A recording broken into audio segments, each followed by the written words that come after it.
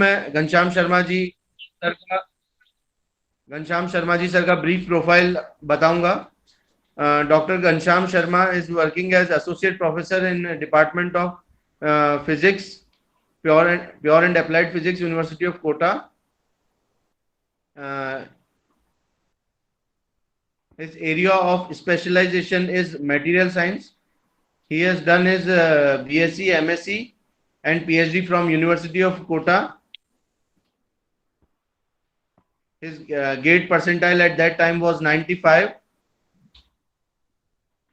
Research interest of Dr. Ghanshyam Sharma is electronic, structural, and optical properties of material from ab initio and experimental techniques. He has total research publications and contribution of 116, 52 in SCI journals, 11 in proceedings, 4 in book and book chapters, 37 in conferences and workshop, and 12 others. Till 2020, his impact factor was 99.556, total API score of 885.10. He has done total 5 research projects, out of which 3 is funded by UGC and ठीक 1 है आशीष funded ji, by. ठीक है चल रहे हैं, start करते हैं। हाँ सर, 1 मिनट सर, बच्चे जाने तो सही, तो थोड़ा मोटिवेशन भी मिलता है और हम पढ़ रहे हैं, हमें भी मिल रहा है। And one project is still going on, funded by DST. He has done research guidance of 8 students, out of which 2 has already completed their PhDs. He has visited laboratory in Daresbury and Chester, UK. He has total teaching experience of over 18 years and research experience of 16 years. He has awarded DST Young Scientist under OSY scheme DST Serve New Delhi. He is life member of American Nano Society, life member of Indian Association of Physics Teachers, life member of Indian Science Congress Association, and life member of Rajasthan Physics Association. He has a good academic as well as research profile, and he is academic and administrative member and have assignments in large number within university and outside university as well. Now, not taking much of your time, I request Dr. Ghanshyam Sharma sir to please enlighten our students with his words. Now I am handing over the session to you, sir. Please. Okay, thank you Ashish ji. You are welcome.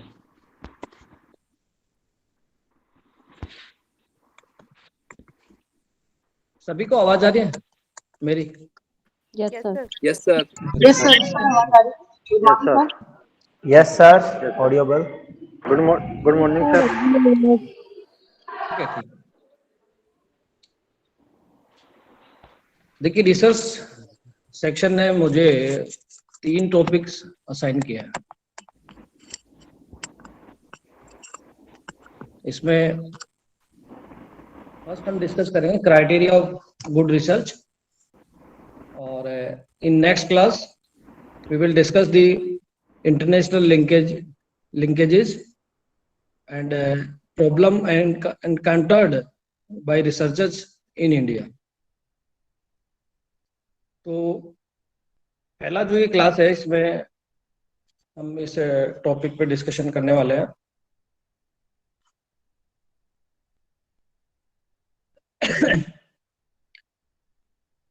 देखिए, हम अगर start करें हम कि what is the meaning of research, that is scientific and systematic search of for pertinent information on a specific topic, and it is an art of scientific investigations. एक particular topic पे आप काम करते हैं और डीप में उस आपको जाना होता है। इस पर्टिकुलर स्टेप बाय स्टेप, पहले जैसे आप अपने सुपरवाइजर के साथ अपना काम करेंगे,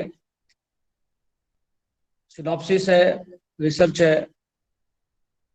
रिसर्च को आप प्रॉब्लम को थीसिस की फॉर्म में कन्वर्ट करेंगे, तो स्टेप बाय स्टेप हम इन को डिस्कस करेंगे कि किस तरीके से हम क्वालिटी रिसर्च की बात करते हैं. What should be the objective of research? The purpose of research is to discover answers to questions through the application of scientific procedure. एक वेल एस्टेब्लिश्ड टेक्निक है, उसको आप यूज करके टूल, टेक्निक्स, मैथडोलॉजी, अगर आप साइंस में काम कर रहे हैं तो एक्सपेरिमेंटल भी हो सकता है, थ्योरेटिकल भी हो सकता है. आर्ट्स के स्टूडेंट हैं, कॉमर्स के हैं, तो भी आपको डेटा एनालिसिस के लिए एक सर्टेन टूल्स और टेक्निक्स को यूज करना होता है.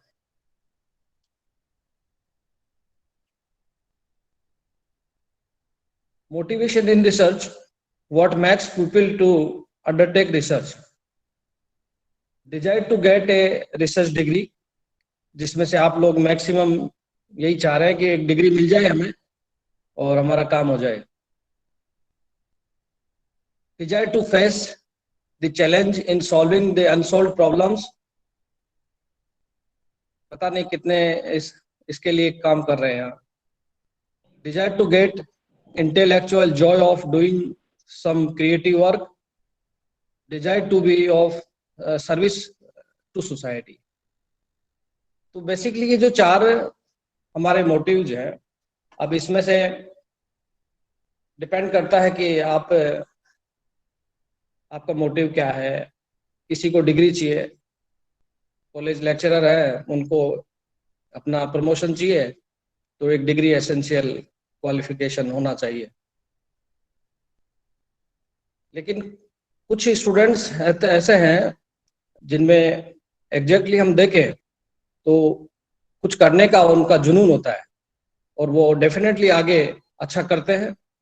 पेटेंट उनके होंगे, अच्छे पब्लिकेशंस होंगे और quality of research definitely they will produce.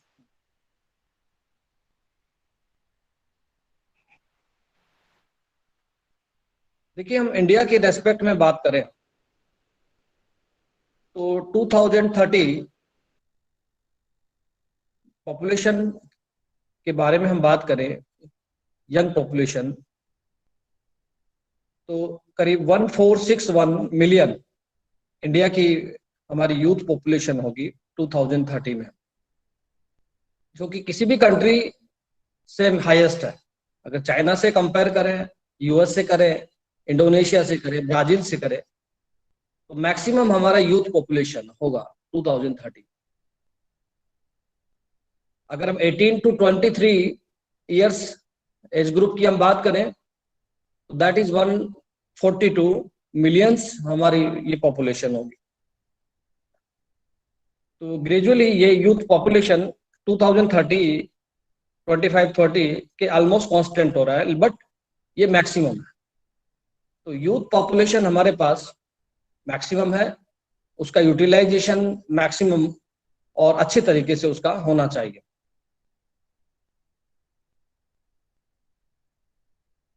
अगर हम लेबर सरप्लस शॉर्टेज की बात करें तो आप देखिए US, China, Japan, Russia, UK, ये शॉर्टफॉल है यहाँ पे लेबर के रेस्पेक्ट में. हम देखें यहाँ पे यानी काम है, करने वाले नहीं है.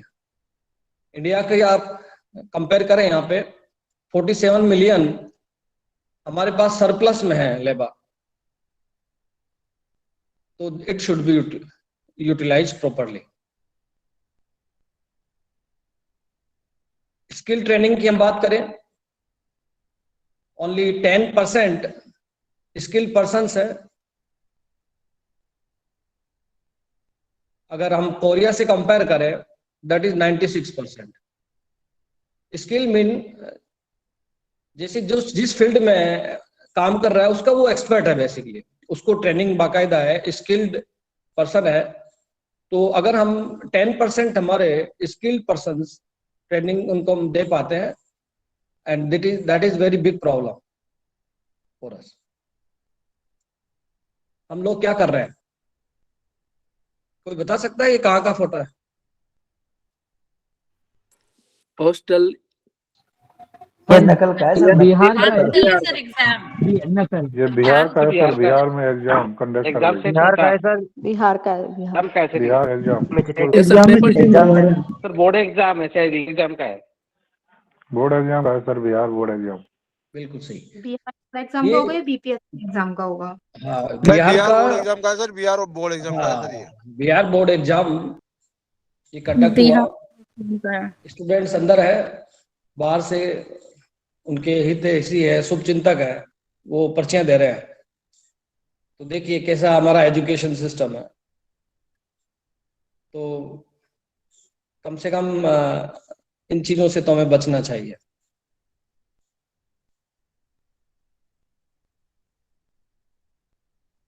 देखिए क्वालिटी रिसर्च के एस्पेक्ट क्या क्या है,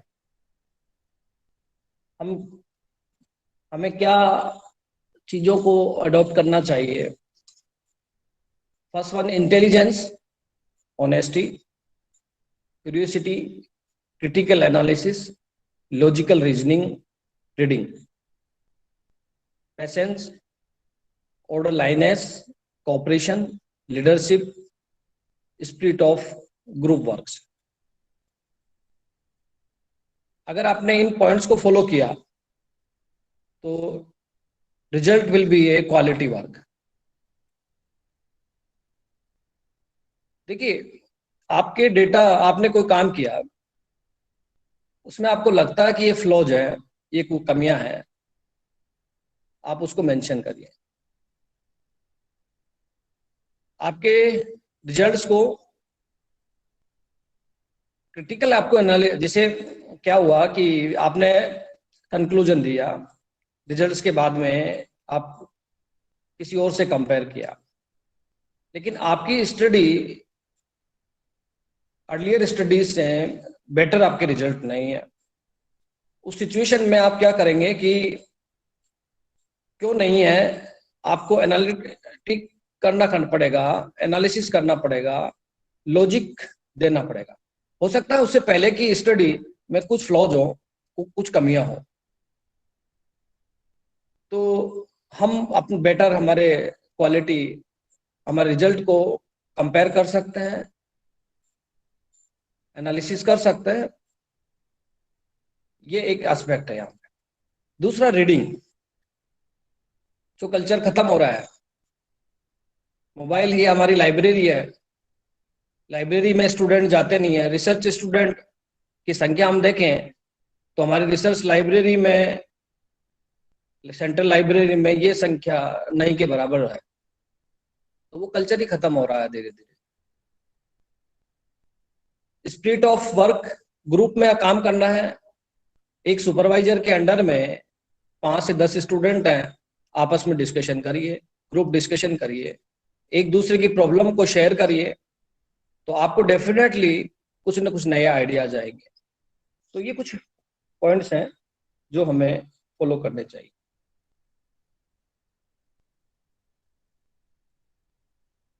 ये सब को पता होनी चाहिए। The aim of the research should be clearly mentioned along with the use of common concepts. Procedure हमारा नीट एंड क्लीन, सिस्टमेटिक, हमें प्रॉपर होना चाहिए हमारा। और जो प्रोसीजर आपने अडॉप्ट किया है, you should mention in your research. Research design should be carefully planned, क्योंकि ये आपके रिजल्ट्स को इफेक्ट करने वाली है।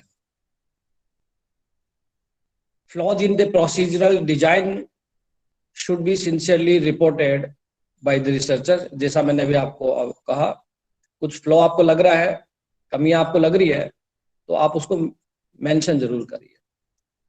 Data analysis should be adequate to reveal its significance.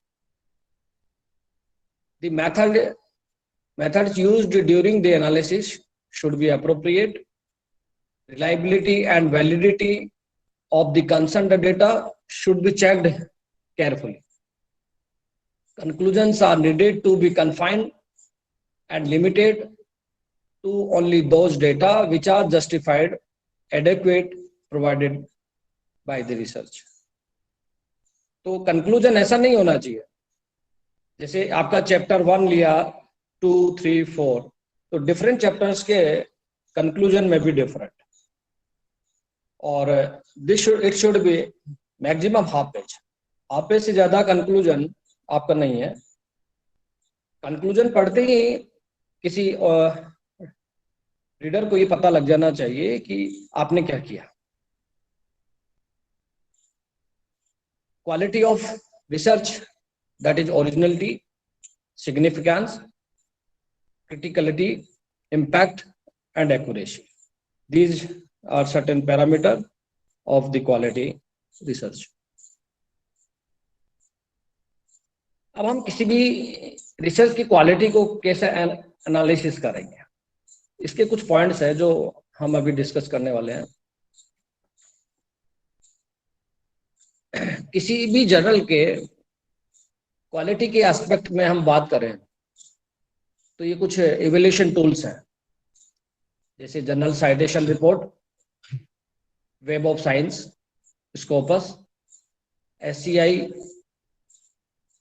General and country rank, SJR, that is called SJR, और ये कुछ लाइब्रेरीज है. ये स्लाइड आपको मिल जाएगी. इन लाइब्रेरीज को डेफिनेटली आपको विजिट करना चाहिए.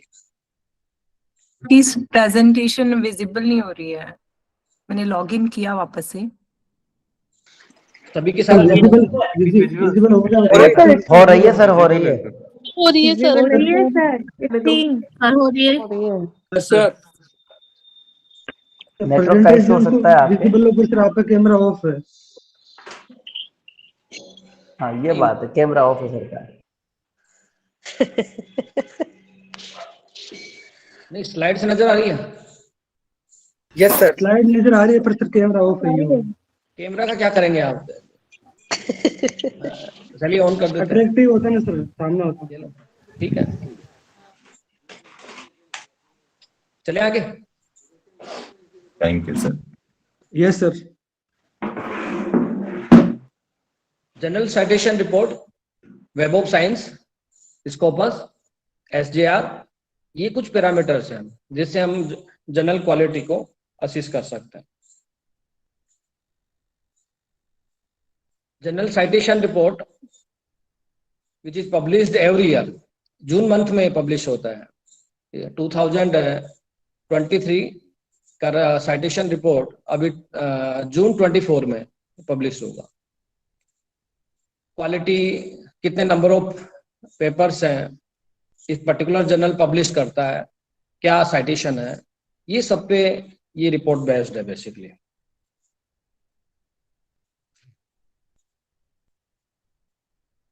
This JCR report is used to discover highest impact journal, compare a custom selection of journals, analyze self citations, identify the review journals, impact factors, trend, and journal collections we may analyze by using this JCR report. किसी journal के impact factor के बारे में आप क्या जानते हैं? सुना है क्या आपने? कैसे कैलकुलेट होता है? यस सर, सुनता है.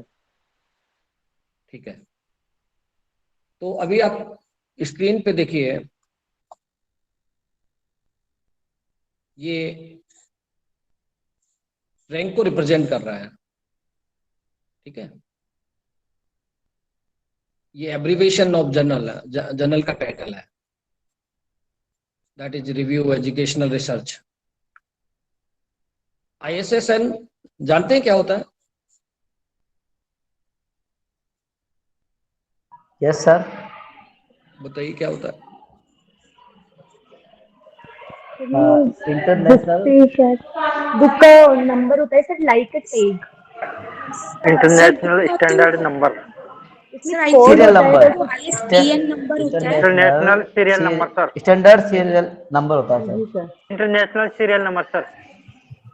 ठीक है, standard international serial number. Standard serial number. Yes sir, yes. Okay, एक ISBN भी होता है. Yes sir.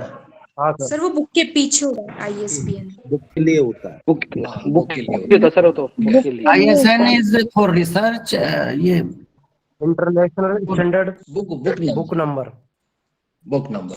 ठीक है, ये क्लियरिफिकेशन आपको पता है। ISSN रिप्रेजेंट मेरा नंबर होता है सर जनरल, हाँ सर जनरल को हमको रिप्रेजेंट करेगा, और ISBN वो बुक के पब्लिशर को रिप्रेजेंट करे। इसके बाद में आता है टोटल साइट्स। तो आप देखिए 3241 ये इस जर्नल का टोटल साइटेशन। नेक्स्ट कॉलम बता रहा है इम्पैक्ट फैक्टर को। अभी इसका कैलकुलेशन मैं बताने वाला हूं आपको कि कैसे कैलकुलेट होता है। इसके बाद आता है 5 ईयर इम्पैक्ट फैक्टर, और next one is immediacy index. तो इनको हम अभी डिस्कस करने वाले हैं डिटेल में।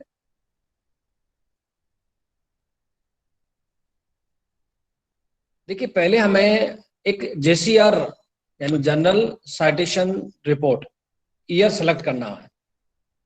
जैसे मैंने JCR ईयर 2009 है मेरा, ठीक है।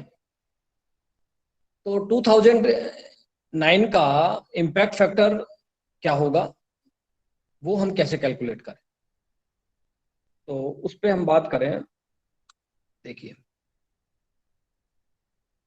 ये एक मैनेजमेंट का जनरल है, academic management general ISSN। Total sites आप देख सकते हैं स्क्रीन पे 15,082, और या नीचे देखिए ये टोटल अगर साइटेशंस को ऐड करें ये 41,124 तो हमारा टोटल आता है 15,082। ये नंबर यहाँ नजर आ रहा है आपको। यानी ये एकेडमी ऑफ मैनेजमेंट जनरल जो है इसका 2009 तक टोटल साइटेशन वो है 15,082। ओके, अब इसके इम्पैक्ट फैक्टर की बात करें, देन हाउ वी कैलकुलेट। मैंने 2009 का बोला, ठीक है। तो 2009 के इम्पैक्ट फैक्टर के लिए मुझे इससे प्रीवियस 2 इयर्स लेना है, यानी 2008 और 2007। तो इन दोनों के आप साइटेशंस को ऐड करें। देखिए इस स्लाइड पे देखिए 2008 साइटेशंस थे 124, 7 में कितना है 654, इनका एडिशन आप देखिए 778। ओके, तो ये तो हमारा 778 sites in 2009 to 7 and 8 papers. फिर पेपर पब्लिश्ड इन 2007 and 2008। तो आप देखेंगे यहाँ total number of recent items. अब ये एक बार इस स्लाइड में बैक जाते हैं। साइटेशन क्या है 124, 654, इनका एडिशन हमने किया, और इन 2 साल में टोटल पब्लिकेशंस दैट इज 120, इनका डिवाइड करिए 6.483। आप देख सकते हैं नंबर। सर ये कौन से पब्लिकेशन है, मतलब समझी नहीं मैं तो। ये कौन से पब्लिकेशन? ये JCR जो रिपोर्ट है उसको जी। मैं डिस्कस कर रहा हूँ यहाँ पे, जनरल साइटेशन नहीं रिपोर्ट। सर वो सही है, साइटेशन को आपने ऐड कर दिया, फिर आपने नीचे डिवाइड लगाया paper publication, number of publications. हाँ सर 120 आई था ना, वो पूछे। ये 120 है। 2008 में 55 पब्लिकेशंस थे इस जर्नल के, और 7 में 65 जिनके साइटेशंस मिले हमें। तो total citation divided by total number of published papers इन 2007-2008। उससे आप 2009 इम्पैक्ट फैक्टर को कैलकुलेट करेंगे। जैसे मुझे अभी 2024 का करना है, तो 23 एंड 22, जैसे आप किसी भी एक जनरल का नाम बोलिए जो आपने सुना हो, बताइए आप किस सब्जेक्ट के हैं? सर मैं मैनेजमेंट की हूँ। मैनेजमेंट, तो मैनेजमेंट का जनरल सामने है। मान लीजिए 2003 में साइटेशन 100 है और 22 में साइटेशन 150 है, तो टोटल करिए इनका। 150 सर 250। 250। जी। अब इन दोनों सालों में इस जर्नल ने जो पब्लिकेशंस हुए वो नंबर ज्यादा हो सकता है, हाँ। लेकिन जिन पब्लिकेशन का साइटेशन मिला वो मान लीजिए 50, एक साल में 50 है, एक में 40 है, टोटल कितना हो गया? 90। तो 250 अपॉन 90 ये 2014 इम्पैक्ट फैक्टर होगा। क्लियर है? Yes sir, clear. चलिए आगे चलते हैं। इसके बाद इसमें एक टर्म और आ रही है, 5 ईयर इम्पैक्ट फैक्टर। ये कैलकुलेशन कैसे होगा? तो इसका एक सिंपल तरीका है। मुझे जैसे 2024 का इम्पैक्ट फैक्टर कैलकुलेट करना है, तो आप प्रीवियस 5 ईयर्स पे चले जाइए, ठीक है, और उन 5 ईयर्स के इम्पैक्ट फैक्टर को ऐड करिए, फिर 5 से डिवाइड करिए। तो ये ज्यादा ऑथेंटिक है। हाँ। कभी कभी क्या होता है, किसी जर्नल का इम्पैक्ट फैक्टर एक पर्टिकुलर ईयर में 6 है, किसी ईयर में 4 आ गया, कहीं 8 हो गया, कहीं 2 पे आ गया, 3 पे आ गया, तो आप इनका सबका एडिशन कर दीजिए एंड डिवाइडेड बाय 5। तो that is 5 year impact factor of that particular journal.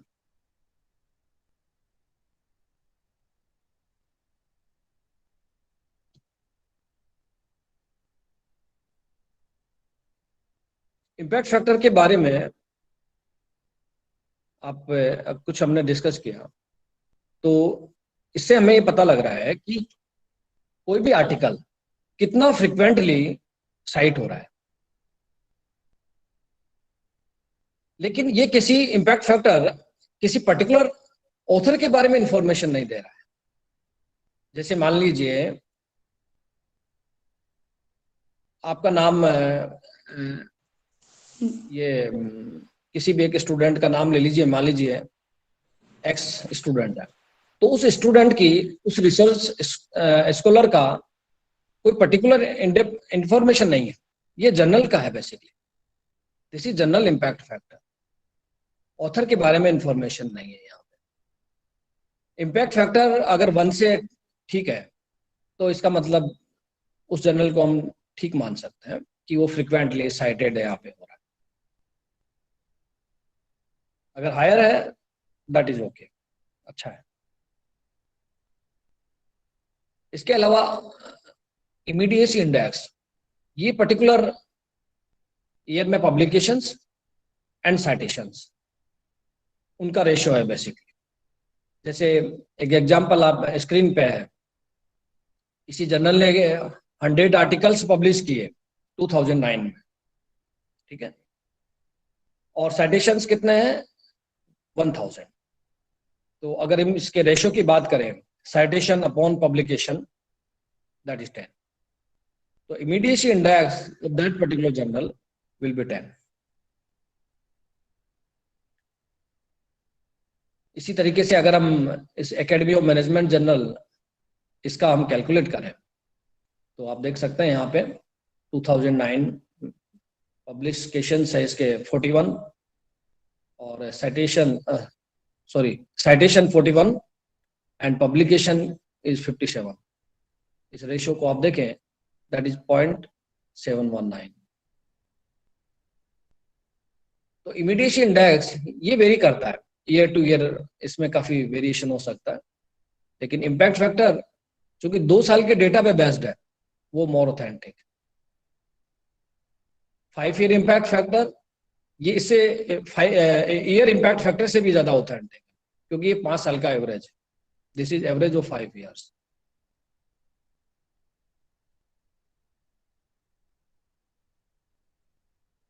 H index के बारे में सुना है किसी ने?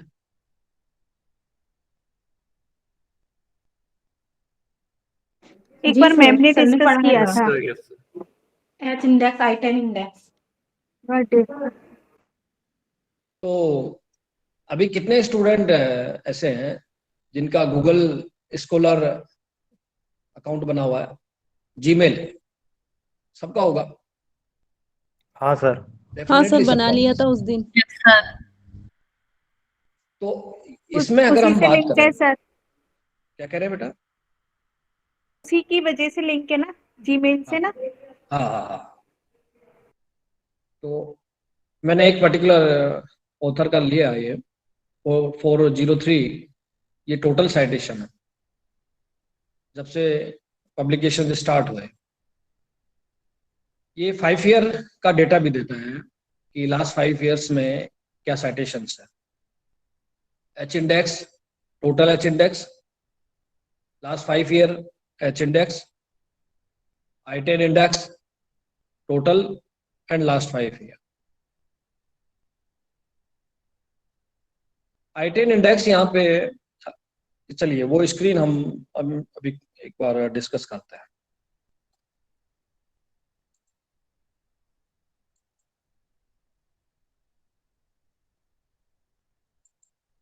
ये स्क्रीन नजर आ रहा है क्या सभी को?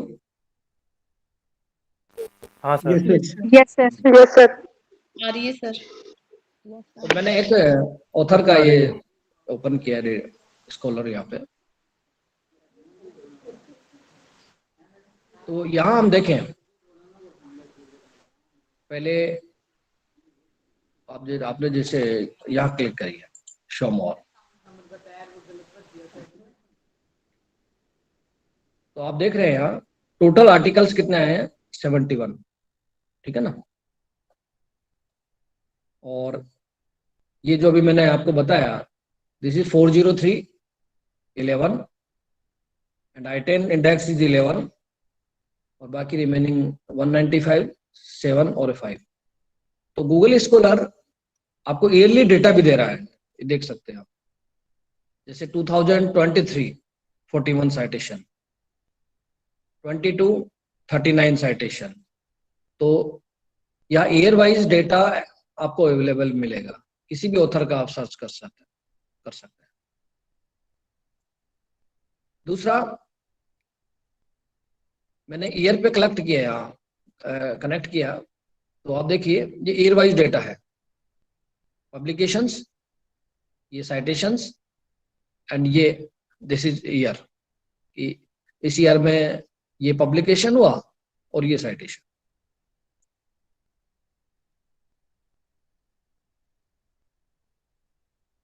अब किसी जर्नल का अगर आपको क्वालिटी के बारे में चेक करना है, तो जैसे मैं इस जर्नल पे जाता हूँ, इस पेपर पे गया, ठीक है ना? कुछ पेपर्स फ्रीली अवेलेबल नहीं है, जो हमारे सेंट्रल लाइब्रेरी में अवेलेबल है, वो आप खोल सकते हैं. ओपन होंगे डेफिनेटली. देखिए, this is journal of alloys and compounds. तो इस जर्नल की साइट पे जाइए आप. ठीक है? Impact factor of this journal 6.2. तो ठीक मान सकते हैं जर्नल को. और ये अभी किसी स्टूडेंट ने पूछा कि कौन पब्लिश करता है, ये साइंस डायरेक्ट है ना, ये पब्लिशर है और ये जर्नल का नाम. ठीक है? इस जर्नल की बाकी रिमेनिंग इंफॉर्मेशन है वो भी है. देखिए, 13 days time to first decision. जैसे आज आपने पेपर सबमिट किया, तो उसके 13 days में आपको इंफॉर्मेशन आएगा कि आपका पेपर रिव्यू है, रिजेक्टेड है या सुटेबल नहीं है,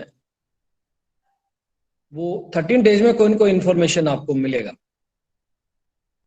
रिव्यू टाइम 67 डेज, और एक्सेप्टेंस, अगर कोई पेपर एक्सेप्ट हुआ है तो वो इंफॉर्मेशन 81 डेज में डिसीजन उस पर होगा। तो कुछ ये क्वालिटीज भी हम किसी जर्नल का कितना टाइम लगता हो, उस टाइम के बारे में आपको इंफॉर्मेशन आप कलेक्ट कर सकते हैं। एच इंडेक्स के बारे में हम डिस्कस करें। देखिए,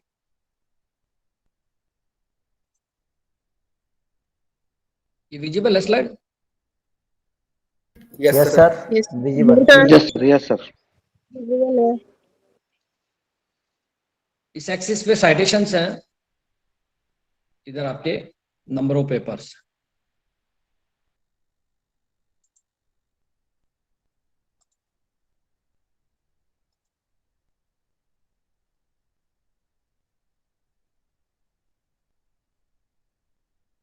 देखिए,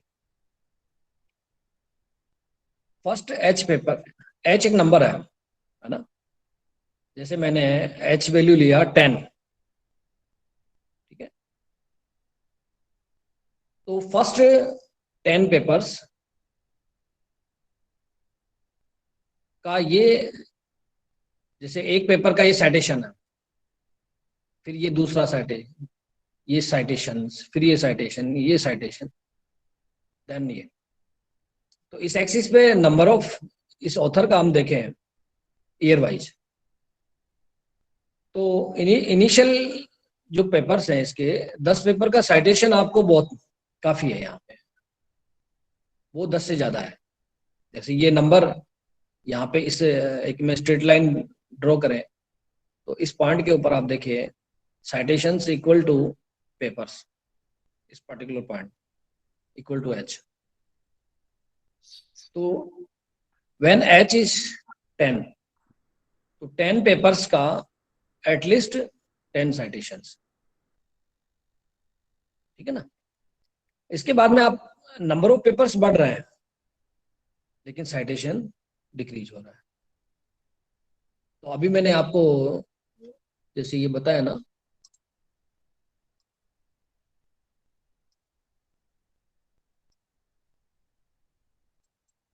ईयर वाइज देखिए, यहाँ पे जनरली जो रिसेंट पेपर्स होते हैं ना उनके साइटेशंस कम होते हैं, और जो जितना पुराना पेपर होगा उसका साइटेशंस की प्रोबेबिलिटी उसकी जाए, क्योंकि ऑथर्स रीडर्स ज्यादा होंगे, number of readers will be higher. जैसे ये 2012 का पेपर है, 51 साइटेशन। अब जैसे जैसे ईयर वाइज आगे बढ़ रहे हैं ना, लेकिन यहाँ पे आप देखिए 2010, तो इस पेपर की क्वालिटी भी इंपॉर्टेंट रोल प्ले करेगा, और वो कितना पुराना पेपर है वो भी रोल प्ले करेगा। हो सकता है कि बहुत 2002 का पेपर हो, 2000 का पेपर हो, लेकिन वो रिलेवेंट नहीं है, साइटेशन नहीं मिलेगा। तो quality of work that is proportional to citation.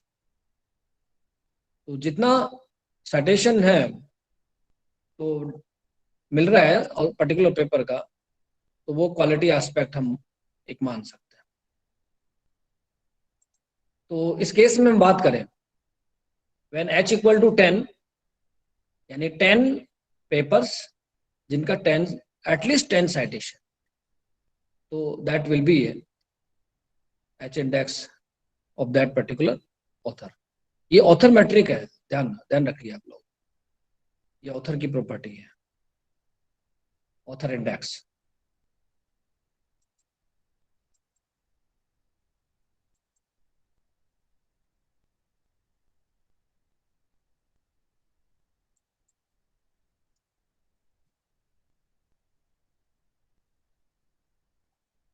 देखिए, कुछ यूजीसी रेगुलेशंस की बात करें 2018 और उससे पहले 2010-12, तो एकेडमिक परफॉर्मेंस इंडिकेटर है ये। अगर हम कोई टीचर है गवर्नमेंट सिस्टम में, यूनिवर्सिटी, कॉलेजेस, तो उसके लिए इम्पोर्टेंट ये कुछ कैलकुलेशंस हैं, एपीआई कैलकुलेशन, पब्लिकेशंस क्या है, research grant, application and technology.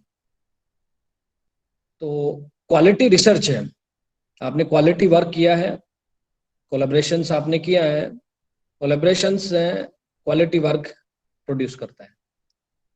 अच्छा आपका रिसर्च है, क्वालिटी वर्क है, तो definitely there will be a large number of publications. Research grant definitely मिलेगा। एप्लीकेशन आपका रिसर्च का क्या है वो भी इम्पोर्टेंट रोल प्ले।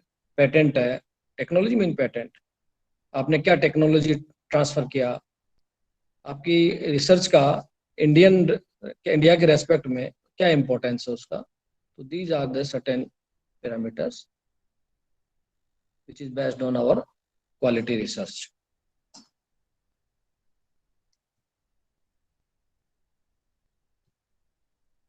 इसके अलावा आपके कुछ क्वेश्चंस हैं, क्योंकि अभी हमारे पास काफी टाइम है, वी में डिस्कस 15 to 20 मिनट।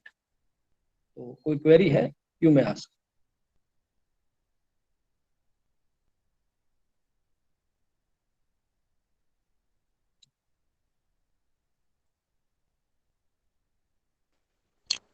सर जी हम ये कहें जैसे हमें जनरल में वो देना है पेपर, तो वो जर्नल का साइटेशन देख के कि किस जर्नल में हमें पेपर पब्लिश करवाना है, ये साइटेशन इसलिए इम्पोर्टेंट है। नहीं, आप साइटेशन मत देखिए, फिर साइटेशन उसका इम्पैक्ट फैक्टर देखो, क्योंकि साइटेशन अच्छा तो वेरी करता रहता है, और हाँ साइटेशन पेपर का होता है, जर्नल का नहीं। हाँ अच्छा तो आप साइटेशन उस जर्नल का इम्पैक्ट फैक्टर आप देखिए, उससे आपको ठीक उसकी है। क्वालिटी पता लग जाएगा। अच्छा सर हम ठीक तो है। साइटेशन देख के पेपर पढ़ रहे थे अभी तक, तो इम्पैक्ट फैक्टर देखना है। हाँ नहीं, ये आपका देखिए, दो क्वेश्चन अलग अलग हो गए हैं। अच्छा एक किसी पेपर का हो पेपर गया, का, एक जर्नल का हो गया। हाँ एक जर्नल का, अगर आप किसी पेपर का साइटेशंस है, जैसे मैंने अभी आपको एग्जांपल बताया दिस वन, इस पेपर का साइटेशन मैक्सिमम है, ठीक है ना। तो आपको इस पेपर को फॉलो करना है, तो ये पर्टिकुलर पेपर का इंफॉर्मेशन, अगर मुझे हायर साइटेशन के पेपर को, लेकिन ये आपसे रिलेवेंट है या नहीं है, आपकी रिसर्च से इसका रिलेवेंस है या नहीं है, तो साइटेशन वाइज आप पेपर पे जाइए। कभी कभी क्या होता है, कुछ ऐसे पेपर्स हैं जिनका साइटेशंस 100 है, 200 है, 300 है, लेकिन जर्नल का इम्पैक्ट फैक्टर कुछ नहीं है। तो उस केस में आपने वहां पब्लिकेशंस भी किया, ठीक है ना, तो आप रीडर्स को अट्रैक्ट नहीं कर पाएंगे। तो दोनों चीज देखनी है। जैसे अब मैं इस जर्नल पे जाता हूं जिसका साइटेशन हायर है,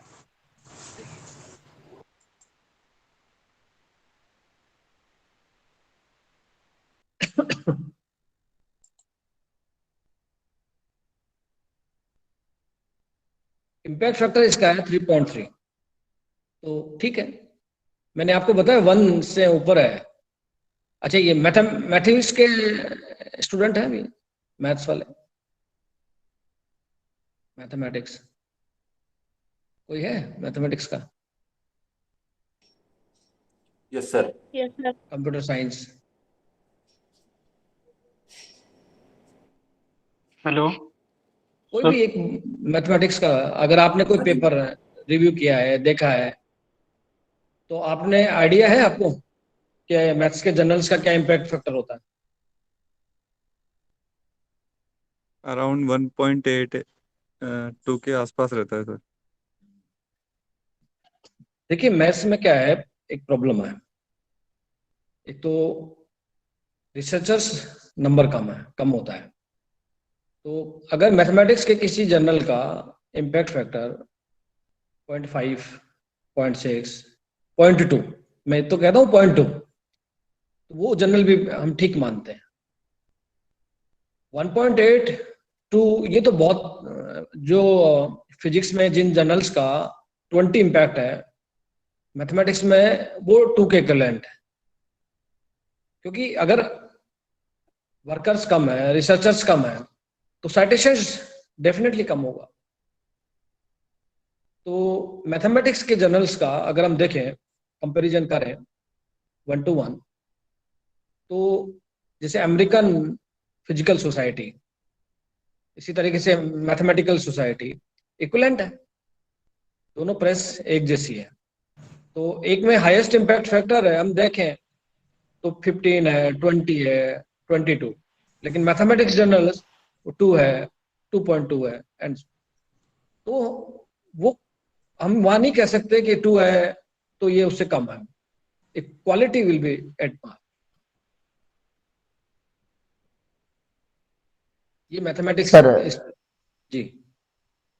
जो आपकी जो अभी स्लाइड सामने है अबाउट द जनरल, इसमें इसकी जो टाइम पीरियड सारा लिखा हुआ है 6 डे, 77 डे, 86 डे, इसके आगे इसका जो है ओपन एक्सेस के लिए जो पे लिखा हुआ है, ये ओपन एक्सेस के लिए या क्या पेड वर्जन के लिए भी इतना एक्सेस अमाउंट देना पड़ता है? कहाँ पे बेटा? फर्स्ट में $3190। हाँ, इसमें ये है, देखिए आजकल 2 कैटेगरी है, इसको कहते हैं हम आर्टिकल पब्लिशिंग चार्जेस। आपने इस जर्नल में कोई पेपर पब्लिश किया तो आपके पास 2 ऑप्शंस हैं। आपके पास कोई फंड नहीं है, कोई प्रोजेक्ट नहीं है, तो आप इनको, आपके पास ऑप्शन है पब्लिश करिए, कोई प्रॉब्लम नहीं है। लेकिन कोई रीडर आपके पेपर को अगर पढ़ेगा तो उसको पैसा देना पड़ेगा। आपका पब्लिकेशन फ्री ऑफ कॉस्ट है, लेकिन जो रीडर है वो उसके लिए पे करेगा। पहला ऑप्शन तो ये है। दूसरे ऑप्शन पे ये है कि अगर आप इस ओपन एक्सेस कैटेगरी में जा रहे हैं, आपके पास पैसा है, आप सेट हैं, पैसा बहुत है आपके पास, तो आप उस जर्नल को पे कर दीजिए, और जो रीडर्स होंगे उनके लिए फ्रीली अवेलेबल है। तो जन सेवा करिए, पैसा है तो। भंडारा। ठीक है सर, थैंक यू। और कोई क्वेरी?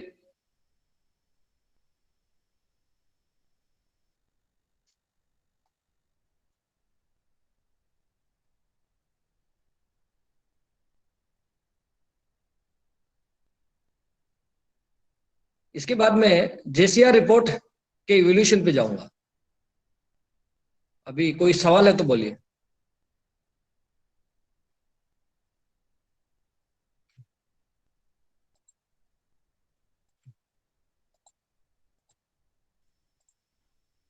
सर एक क्वेरी है। जी बोलिए। हाँ सर, मैं प्रदीप कुमार शर्मा। सर मैं ये पूछना चाह रहा हूँ, जैसे इम्पैक्ट फैक्टर तो है 5 या 6 जो भी, देखो यूजीसी केयर लिस्ट में भी होना चाहिए वो अच्छे जर्नल्स सब है। देखिए जो Scopus, web of science, Springer, ऐसी जो प्रेसेस हैं, टेलर एंड फ्रांसिस है, वो सारे ऑटोमेटिक यूजीसी लिस्टेड जर्नल्स हैं। जी सर। और जो कॉमर्स के कुछ ऐसी जर्नल्स है, तो पब्लिकेशन से पहले कॉमर्स है, संस्कृत हुए, हिंदी हुए, तो ये जनरली स्प्रिंगर में कम है। जो वेल एस्टेब्लिश जो प्रेसेस है, तो वहाँ यूजीसी लिस्ट देखनी है आपको, उस कैड लिस्ट में होना चाहिए, वरना सर जैसे पॉलिटिकल साइंस में, जी पॉलिटिकल साइंस में, पॉलिटिकल साइंस को यूजीसी लिस्ट में आप देखिए, क्योंकि मेरे को इंफॉर्मेशन नहीं है, पता करके बताऊंगा। मेरा नंबर अभी मैं शेयर कर दूंगा आपको। जी सर, थैंक यू सर।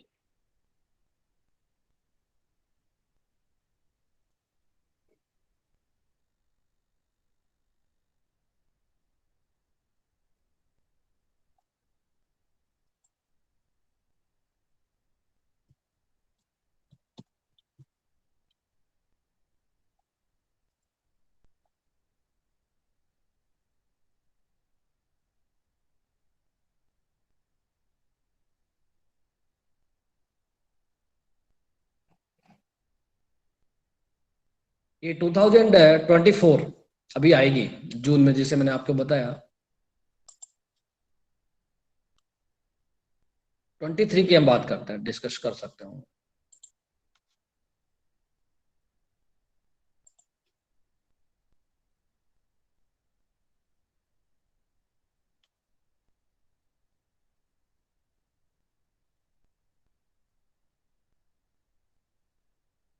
देखिए इस लिस्ट में 9136 जर्नल्स आ रही है।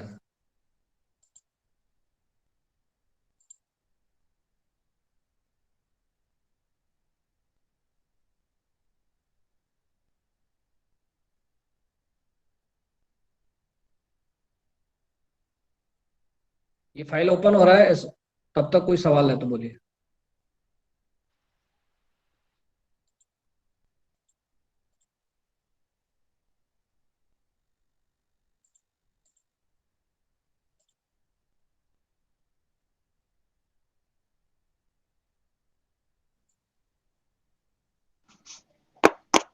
सर साइटेशन हमें इतना ही हेल्प करता है ना कि जिस जहां से भी हमने सोर्स लिया है बस उसको हम साइट कर देंगे तो प्लेगैरिज्म से हमें हेल्प कर रहा है जी। बस, और भी कुछ है? नहीं, साइटेशन हेल्प प्लेगरिज्म से बचने के लिए नहीं है। आपने उस जर्नल से कुछ सीखा है, कुछ पर्टिकुलर पेपर से आपने कोई चीज ली है, कोई मेथड लिया है, आइडिया कुछ लिया है, तो भी आप साइट कर सकते literature review sir, literature review के लिए बिल्कुल तो करना पड़ेगा, वो तो उस केस में करना पड़ेगा।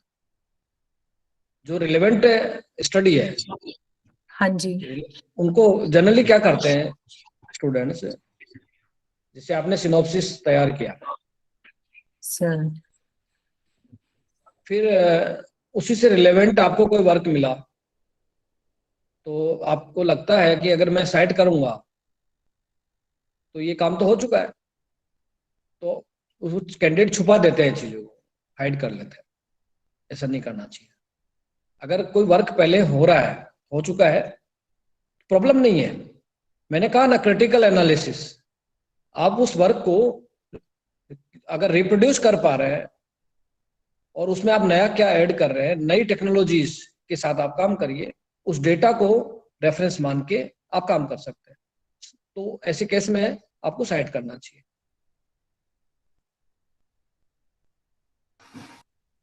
ठीक है सर, थैंक यू। ये नजर आ रहा है सबको? यस सर, यस सर, देखिए, यस सर, यस सर।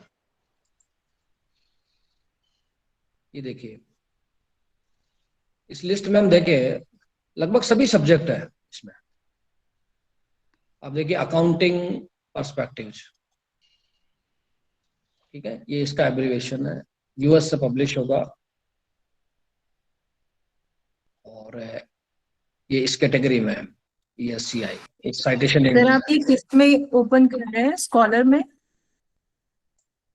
नहीं, स्कॉलर में नहीं है, ये जर्नल साइटेशन रिपोर्ट है जिसमें लिस्ट ऑफ जर्नल्स हैं। ये सारे जर्नल्स UGC कैड लिस्ट में ऑलरेडी है।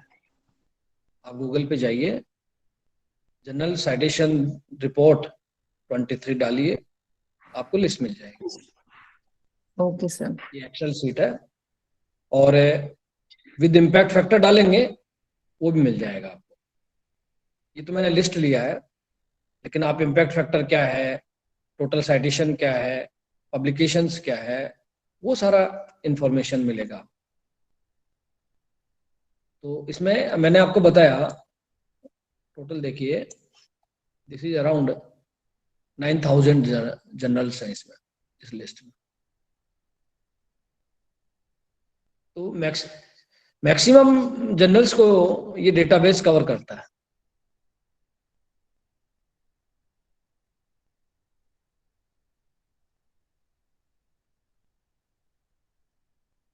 कोई सवाल है किसी का? बोलिए, फिर मैं एक पर्टिकुलर एग्जांपल दूंगा एक पेपर का, कि क्वालिटी वर्क को हम। क्वेश्चन है, सर माई सेल्फ प्रियंका, मैं स्पोर्ट्स फील्ड में सर रिसर्च कर रही हूँ, तो मेरे लिए कौन सा like my area of interest is sports psychology. अब आप मेरे लिए प्लीज बताइए, सजेस्ट कीजिए कि कौन सा बेस्ट रहेगा मेरे लिए सॉफ्टवेयर यूज करना मेरे स्पोर्ट्स के लिए आर्टिकल लिखने के लिए। नहीं, आप टूल पूछ रहे हैं, क्या पूछ रहे हैं? हाँ जी सर। देखिए, अगर हम डेटा एनालिसिस की हम बात करें तो साइंस स्टूडेंट्स जो प्रिफर करते हैं मैटलैब को, आप लिख लीजिए, सभी स्टूडेंट लिख सकते हैं। अवेलेबिलिटी जिसका जो है वो वहां से उस पर्टिकुलर टूल को आप अरेंज कर सकते हैं। मैटलैब, मैथमेटिका, मैथमेटिक्स के स्टूडेंट्स जनरली करते हैं। एक है SPSS, एक ये टूल है सॉफ्टवेयर स्टैटिस्टिकल एनालिसिस के लिए। इसके अलावा कुछ ICDS डेटाबेसेस हैं। बाकी जहां आपको कुछ एडिशन है, सब्ट्रैक्शन है, डिवीजन है, तो वो एक्सेल से भी आप कर सकते हैं।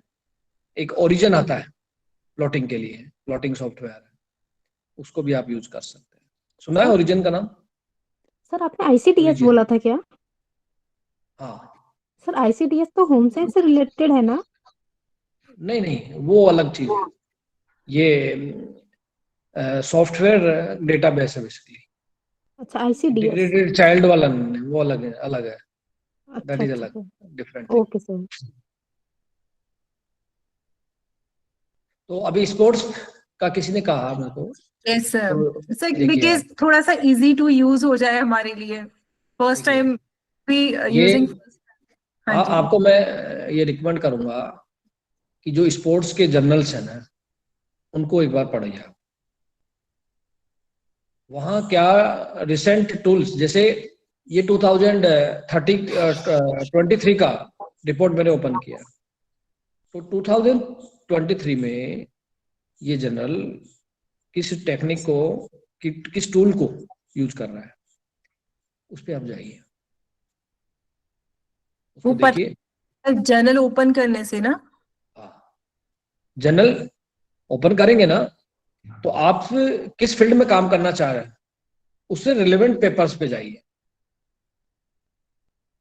अभी जैसे मैं एक एग्जांपल दूंगा,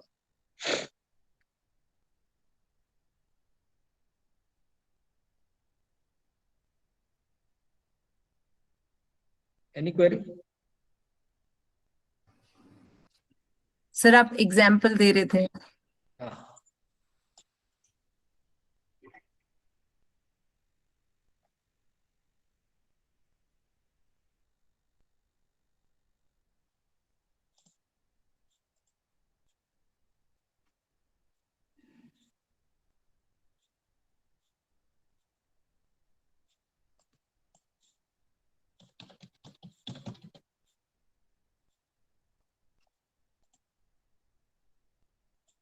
ये मैं अपना ही स्कॉलर आईडी ओपन कर रहा हूँ, क्योंकि दूसरे का मैं कर नहीं सकता, इसलिए मैं यहीं से डिस्कस करता हूँ।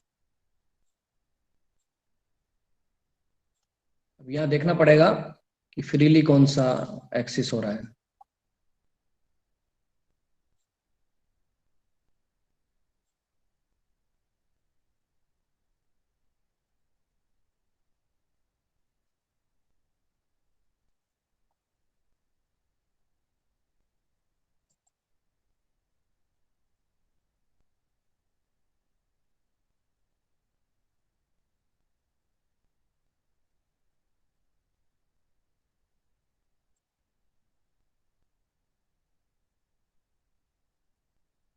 ये कभी कभी क्या होता है, जैसे आपके पास फंड्स अवेलेबल नहीं है,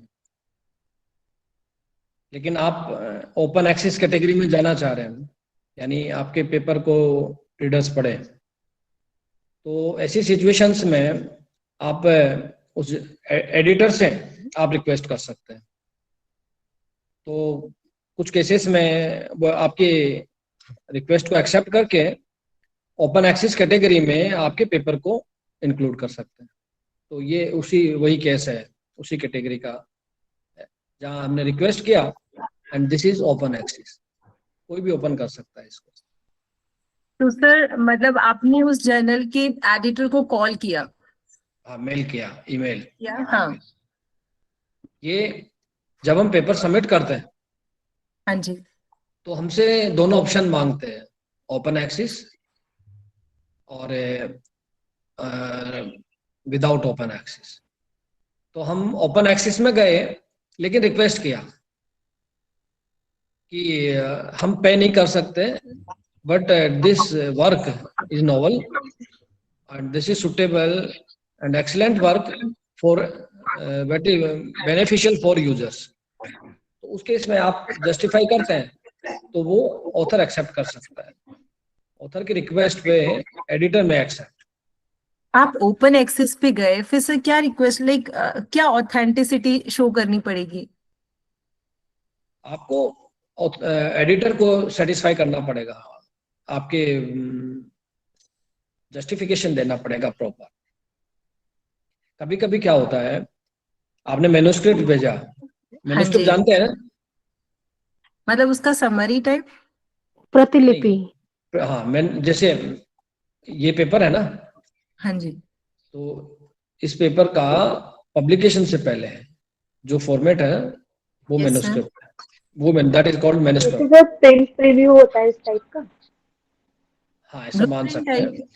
तो आपने ये भेजा, बोल सकते हैं ना सर? एडिटर इसको सीन करेगा, यस सर, देखेगा वो, और उसको ये लगता है कि ये क्वालिटी वर्क है, नोवेल वर्क है,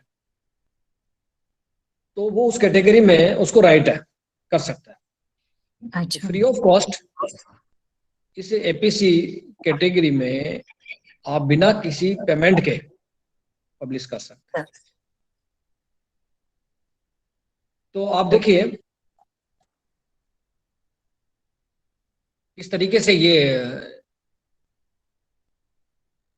स्क्रीन पे आपको नजर आ रहा होगा, इसको थोड़ा और मैं साइज बड़ा करता हूँ। This is open access. ये paper submitted date 12 March, revise हुआ 7 अगस्त एंड एक्सेप्ट 19 अगस्त, पब्लिश्ड 2 सितंबर। This is title of the paper. ये पूरा आप जब अरेंज कर रहे हैं ना, ये थीसिस सबमिशन से पहले अभी हमारे यहाँ पे 1 या 2 पेपर का रिक्वायरमेंट है, अभी पता नहीं क्या है उसका, लेकिन this is title, these are authors, फिर एब्स्ट्रैक्ट। कई बच्चे यहाँ समरी कर देते हैं, नहीं, लेकिन दिस इज एब्स्ट्रैक्ट। एब्स्ट्रैक्ट ये इंटरनेशनल स्टैंडर्ड है।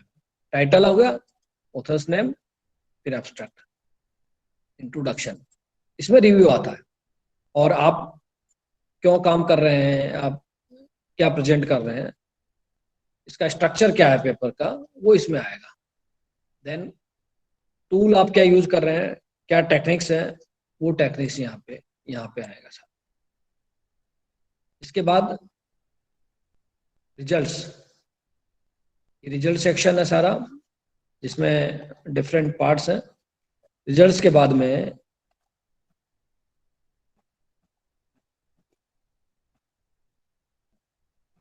फिर कंक्लूजन्स आएंगे। देखिए दिस वन। तो कभी स्टूडेंट ये कंफ्यूज कर जाते हैं, एब्स्ट्रैक्ट और कंक्लूजन कोरिलेट कर दे, दोनों एक जैसा ही कट पेस्ट कर मार दे, ऐसा नहीं है। एब्स्ट्रैक्ट एक ओवरव्यू है उस पेपर का, दैट इज ओवरव्यू। यहाँ रिजल्ट आना चाहिए, रिजल्ट का समरी आना चाहिए। देन कुछ आपने किसी ने आपकी हेल्प की है, उसको एक्नॉलेज करिए। देन रेफरेंस का स्टाइल हर जर्नल का अलग है, तो ये आपको एक बार सबमिट करने से पहले what are the guideline of that particular journal, वो आपको देखना पड़ेगा। यहाँ सर authors- इंट्रोडक्शन के बाद जो इतने सारे नाम लिखे रहते हैं वो क्या इतने सारे ऑथर है क्या स्टार्टिंग में? कहाँ पे बेटा? टाइटल है सपोज, हाँ जी आप स्क्रॉल कीजिए, ये जैसे रोहित है, काबरा है, जीशर। 1 मिनट, ये मेन ऑथर है, ठीक है ना,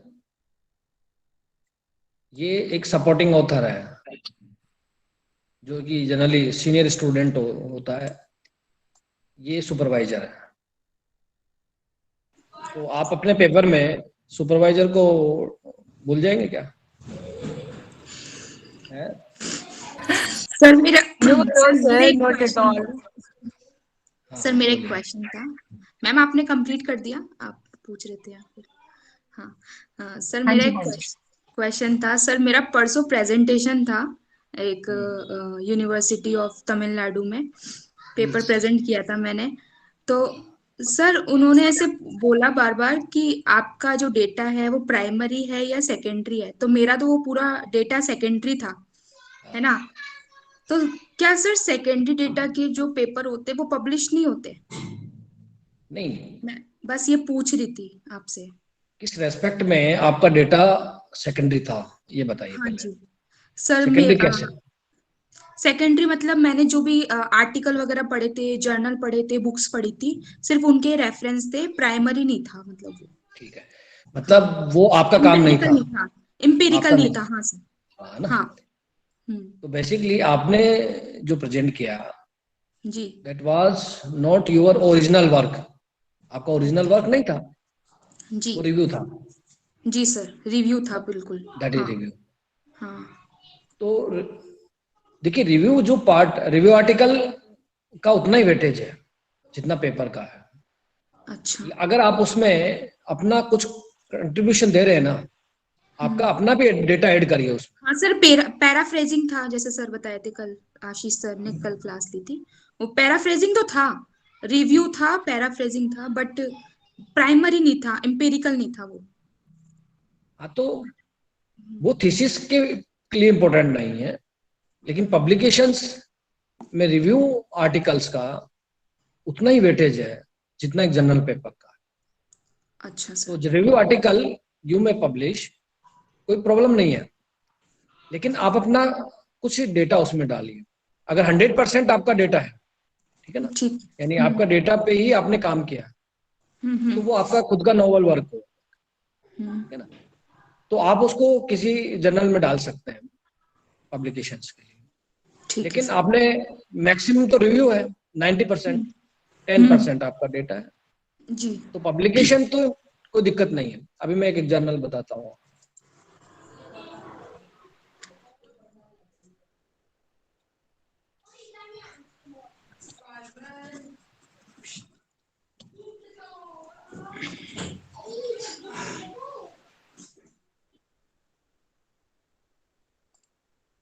ये है साइंटिफिक रिपोर्ट्स, जो कि रिव्यू आर्टिकल ही पब्लिश करता है।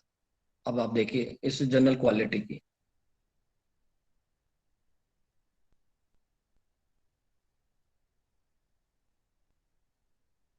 साइंटिफिक रिपोर्ट्स, इम्पैक्ट फैक्टर कितना था इसका?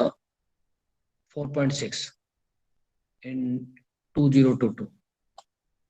और अबाउट द जर्नल,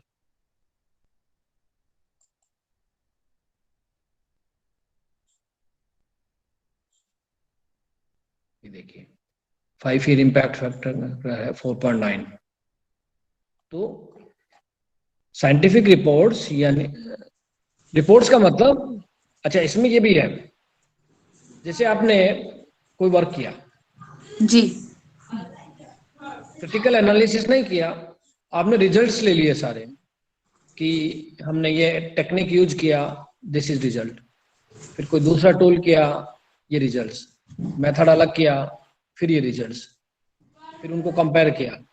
तो ऐसे डेटास को भी हम रिपोर्ट कर सकते हैं। डिफरेंट अर्लियर स्टडीज को हम कंपेयर करके एक रिव्यू फॉर्म में कन्वर्ट करके, हमारे डेटा से कंपेयर करके वो भी हम इसमें इस तरीके के जर्नल्स में इंट्रोड्यूस कर सकते हैं। साइंटिफिक रिपोर्ट, रिव्यू आर्टिकल्स को ये पब्लिश कर। बट सर, जैसे नेहा मैम का क्वेश्चन था, उनका प्रेजेंटेशन था, तो उसमें उन्हें सेकेंडरी डेटा लिया, तो इसमें मतलब क्या क्वेरी है? नहीं, उसमें कोई प्रॉब्लम नहीं है। प्रेजेंटेशन वो अगर वो किसी जर्नल में पब्लिश नहीं हो रहा है ना, तब तक कोई प्रॉब्लम नहीं है, कोई प्लेगरिज्म कंसेप्ट नहीं है। और यूं मैं प्रेजेंट करूं, अभी जैसे मैं यहाँ एक आपके प्रेजेंटेशन रख रहा हूँ, क्वालिटी ऑफ रिसर्च, ठीक है, तो ये कोई मेरा ओरिजिनल वर्क तो है नहीं, ठीक है ना। मैंने भी अपने स्लाइड्स बनाई है, अब कुछ अपने आइडियाज हैं, वो आपके सामने रखे। तो प्रेजेंटेशन डिफरेंट थिंग, उसमें हो सकता है कि मैम उसे पब्लिश करना चाहती हो, पब्लिकेशन नहीं कर सकते। हाँ, तब पब्लिकेशन आप नहीं कर सकते दूसरे के डेटा को, जब तक कि आप अपना कुछ इंट्रोड्यूस करें। अगर रिव्यू आर्टिकल्स फॉर्म में ले रहे हैं, कोई प्रॉब्लम नहीं है। हाँ सर, टोटली रिव्यू आर्टिकल्स पे था वो, मतलब बुक्स, आर्टिकल्स और जर्नल इन पे था जी टोटल। तो कोई दिक्कत नहीं है, वो रिव्यू कैटेगरी में जा सकता है, रिव्यू आर्टिकल कैटेगरी में आप पब्लिश कर सकते हैं ऐसे। ठीक है सर, ये रिव्यू आर्टिकल्स तो पब्लिश हो सकते हैं ना कैटेगरी में? बिल्कुल, कोई दिक्कत नहीं, उसमें कोई इशू तो नहीं है? प्लेगरिज्म वाला नहीं आना चाहिए, उसमें आपको साइट करना पड़ेगा, साइट करना पड़ेगा। हाँ, जहाँ से आपने जो लिया है यू में साइट, उसके बिना रिव्यू तो कंपैरिजंस हो गए, वो कर सकते हैं, कोई दिक्कत नहीं। Okay, thank you. और आपको बताऊं, जो रिव्यू आर्टिकल्स जो जर्नल पब्लिश करते हैं, उनका इम्पैक्ट फैक्टर काफी हाईएस्ट होता है, हाईएस्ट है सब, काफी अच्छे होते हैं। रीडर्स बहुत है वहाँ, पढ़ेंगे बहुत उन। Any query? Sir, we can add recommendations and further scope of research ना in the review articles, ताकि उसमें हम अपना भी critical analysis add कर सके। इंट्रोडक्शन में आपको ये देना होता है कि अभी तक क्या काम हुआ, है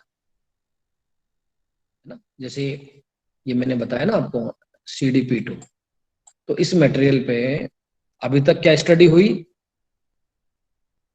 अगर ये सेम स्टडी हुई है तो आप पब्लिश नहीं कर सकते, करना भी नहीं चाहिए, है ना। तो किन ऑथर्स ने क्या काम किया, किसी ने सोलर सेल पे किया, इस मटेरियल को यूज करके किसने डिवाइस फॉर्मेशन किया, कोई दूसरा काम किया, वो आपको यहाँ साइट करना पड़ेगा। फिर आपने क्यों सेलेक्ट किया, कुछ मोटिवेशन आपको यहाँ इंट्रोड्यूस करना पड़ेगा, ये देख सकते हैं आप। ये तो रिव्यू पार्ट हो गया यहाँ तक। इसके बाद में मोटिवेशन क्या है वो आपको यहाँ इंट्रोड्यूस करना पड़ेगा यहाँ तक। इसके बाद में ये स्ट्रक्चर है इस पेपर का, कि सेकंड सेक्शन में ये है, थर्ड में ही होगा, फोर्थ में ही होगा।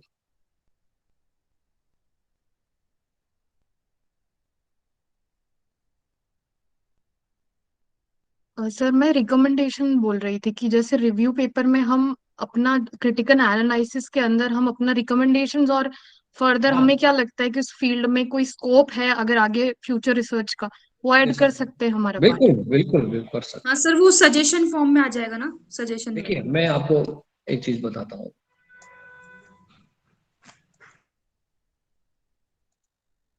कभी कभी क्या होता है, कुछ ऑथर्स क्या करते हैं, वो उनकी प्रॉब्लम्स भी पकड़ सकते हैं।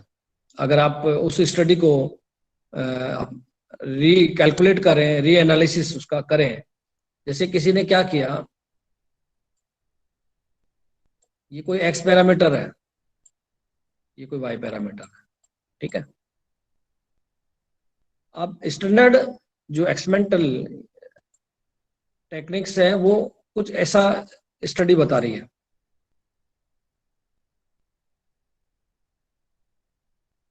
किसी ने काम किया, उसका एक डेटा पॉइंट ये है, दूसरा डेटा पॉइंट ये है, और तीसरा डेटा पॉइंट कुछ यहाँ आ गया, चौथा उसका यहाँ आ गया। तो कुछ मैनिपुलेशन करते हैं, कुछ ऑथर्स होते हैं, वो क्या इस डेटा को हटा दिया उन्होंने और इसको उठा के यहाँ लगा दिया। ठीक है, उसने अपना ग्राफ प्लॉट किया, कुछ ऐसा ग्राफ है, तो वो कह रहा है कि दैट इज सिमिलर ट्रेंड। लेकिन क्या ये सिमिलर ट्रेंड है क्या? No, no sir. ये मैनिपुलेशन है। कभी आपको लगता है कि कोई स्ट्रेट लाइन डेटा आना चाहिए, आपका डेटा पॉइंट ये है, एक यहाँ आया, एक यहाँ आ गया, आपने इसको गायब कर दिया, इस डेटा को गायब कर दिया और इसको यहाँ फिट कर लगा। करते हैं ऐसे लोग, कई साइंटिस्ट। जी सर। ये मैनिपुलेशन है बेसिकली।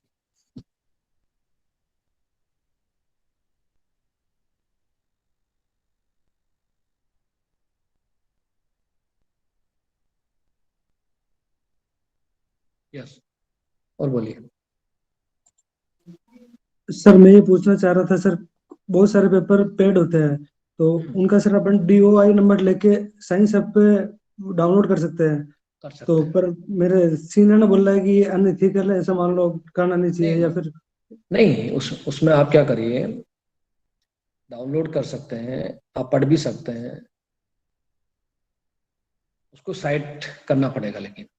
लेकिन एक उसका दूसरा तरीका और है। जी सर। सर एक क्वेश्चन है मेरा। 1 मिनट, पहले इनके जवाब दे दें। आप उस करस्पॉन्डिंग ऑथर को मेल कर दीजिए, जी सर। रिक्वेस्ट डालिए, वो आपको डेफिनेटली उस पेपर को सेंड करे, आपको वापस मेल करेगा। जी सर, ये टेक्निक हमने यूज कर रखी है। जैसे आपको इससे ऐसा रिलेटेड काम चाहिए, कर रहे हैं आप, इस ऑथर को मेल करें। मेल आईडी सबका होता है, हर पेपर में करस्पॉन्डिंग ऑथर का मेल आईडी होगा, उसको रिक्वेस्ट करिए, वो आपको देगा। और जब आप रेफरेंस कर रहे हैं ना, जी तो सर, वहां लिख सकते हैं पर्सनल कम्युनिकेशन। जी सर। कोई प्रॉब्लम नहीं है उसमें। पेपर सेंड किए थे सर, लगभग मेरे पास 15 पेपर आ चुके हैं ऐसे। Very good. तो उनमें क्या करेंगे आप, जब साइट कर रहे हैं ना, जी सर, तो जैसे ये लिखा एस राजपुरोहित एट ऑल, फिर पेपर का नाम MRI पब्लिक, ये volume number, year, page number, और आगे लिख दीजिए पर्सनल कम्युनिकेशन। जी सर। कोई दिक्कत नहीं। ठीक है सर। या नेक्स्ट आप क्या पूछ रहे थे, बोलिए। Sir, my question is कि what is the difference between manipulation and paraphrasing? देखिए, मैनिपुलेशन डेटा का है और पैराफ्रेजिंग आपने क्या किया, ये उठा लिया, समझे, कॉपी किया। ठीक है, अब मैंने कोई वर्ड फाइल ओपन की, देखिए,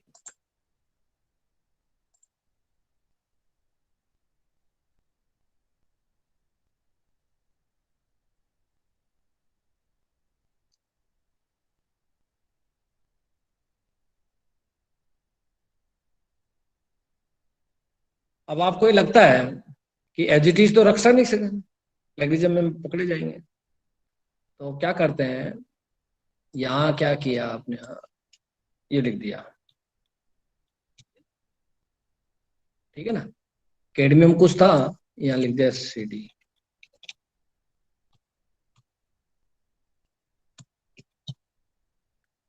अब ये प्लेगरिज्म में तो आएगा नहीं, क्योंकि आपने इंडेक्स को चेंज कर दिया। फिर यहाँ रिपोर्टेड था, रिपोर्टेड का आपने क्या किया, स्टडीड कर दिया। चलो, समझ में आया ना। फिर आगे चलो, या आपने फुल स्टॉप लगा दिया, फिर आगे चले गए। और साइटेशन भी करते चले गए अपन, है ना इसको। हाँ, वो साइटेशन बिल्कुल, वो तो वही है। ठीक है। तो उससे क्या होता है कि प्लेगरिज्म तो नहीं पकड़ पाएगा इसको, लेकिन कभी एडिटर जो है ना कि क्योंकि शुभचिंतक अपने इंडिया में बहुत होते हैं, आपके शुभचिंतक होंगे, वो कंप्लेन करेगा, वो क्या करेगा, इसको हाईलाइट करेगा, यहाँ से ऐसे करेगा और एडिटर को भेज देगा कि यहाँ से कॉपी किया है, फिर आपके दिन खराब होंगे। सर वो शुभचिंतक कैसे होंगे, मतलब कौन से होंगे, मेरे को तो ये भी नहीं पता। आप बोल रहे शुभचिंतक होंगे तो समझ नहीं आया। आ जाएगा, रिसर्च करिए, रिसर्च में सब पता लग जाएगा आपको कौन शुभचिंतक। नहीं सर, जैसे मैं मेरा काम कर रही हूँ तो मैं मेरा काम सिर्फ गाइड को दिखाऊंगी, तो फिर वेल विशर कैसे क्रिएट हो रहे हैं वो समझ में नहीं पब्लिश तो करेंगे ना। अच्छा, तो पब्लिश करेंगे ना, पब्लिकेशन के बाद में आप नौकरी लग गई, हाँ फिर परेशान करेंगे। अच्छा, करना भी नहीं है, क्यों करना। बिल्कुल सर, नहीं करना। और बोलिए। Thank you sir. Excuse me sir. Yes sir, मेरा एक क्वेश्चन है। एक्चुअली मुझे डाउट है कि मेरे फ्रेंड्स एंड रिलेटिव्स में किसी ने मेरे ही फील्ड में मतलब पीएचडी किया है, पोस्ट फेमिनिज्म पे किया है उन्होंने। तो जैसे हम कुछ नया या कुछ सोचना चाहते हैं किसी भी रिसर्च के बारे में, जैसे मैं इंग्लिश लिटरेचर से हूँ, तो मेरा एक टॉपिक है, तो मैं उसमें कुछ इनोवेटिव सोच रही हूँ, पर उन्होंने मुझे सजेशन दिया है कि इसमें जब आप केस स्टडी करोगे या फिर बुक्स लोगे या फिर आपकी रिसर्च आगे बढ़ेगी तो अप्रोक्सीमेटली 10 लाख टू 15 लाख तक खर्चा आएगा। तो क्या सर ऐसा होता है क्या हर रिसर्च में? नहीं, 10 to 15 lakhs ये एक्सपेंडिचर किसका है, लिटरेचर का? जी सर, मैं इंग्लिश लिटरेचर से हूँ, तो मैंने एक टॉपिक सोचा था, बट मेरा टॉपिक तो ऑल ओवर, जैसे मेरा जो सैम्पलिंग रहेगा वो डेटा मेरा राजस्थान का ही है। तो बट उन्होंने मुझे ये सजेशन दिया कि आप इनोवेटिव नहीं, आप इवेल्युएशन कर लो इस पे चाहे, पर कुछ नया, मतलब जैसे मैंने सोचा कुछ न्यूमोनिक्स या कुछ एक्रोनिम्स मैं इसमें ट्राई करूं कि कुछ अप्लाई करने के लिए उस पे, कि ताकि इससे नया आइडिया, जो आइडियोलॉजी मेरी जो है वो एक एप्लीकेशन के तौर पे जो आ जाए और फिर कुछ नवाचार हो इसमें आगे के लिए। तो उन्होंने मुझे सजेशन दिया कि इसमें बहुत पैसा खर्च होगा। नहीं तो कोई दिक्कत नहीं है, पैसों के लिए कितना पैसा लगेगा? सर मुझे तो आइडिया नहीं है, actually I am totally learner. मुझे उन्होंने बताया कि आपको 10 से 15 लाख रुपए लग जाएंगे, तो ये वाला आइडिया आपको छोड़ना पड़ेगा। सुपरवाइजर अलॉट हो गए आपको? हाँ हाँ सर, सुपरवाइजर अलॉट हो गए। एक बार उनसे बात करिए।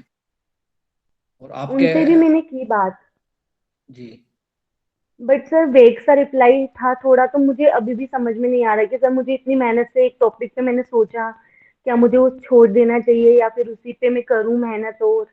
तो बहुत सर कंफ्यूजन चल रहा है, और मैं मतलब मैं सोचूं कि मैं कहीं ऐसा टॉपिक ना ले लूं मैं कि मुझके साथ 3-4 साल कैसे मतलब कर पाऊंगी। नहीं बस देखिए, वही एक मेरी इसमें आपको एक ही एडवाइस है, जो सुपरवाइजर ने आपको दिया ना उसके बियॉन्ड मत जाइए, है ना। हाँ। सुपरवाइजर नहीं सर, पे अभी तक रिसर्च उन्होंने में टॉपिक नहीं दिया है। नहीं, आप अपने आइडिया दीजिए, ठीक है, आप अपने जी जी सर। 4, 5, 6 जो भी आपके आइडियाज हैं उनसे डिस्कस करिए, और फिर टॉपिक जो सिलेक्शन है वो ऐसा नहीं है, उसके लिए बहुत रिग्रेस आपको सोचना पड़ेगा, एक दिन में डिसीजन नहीं लेना है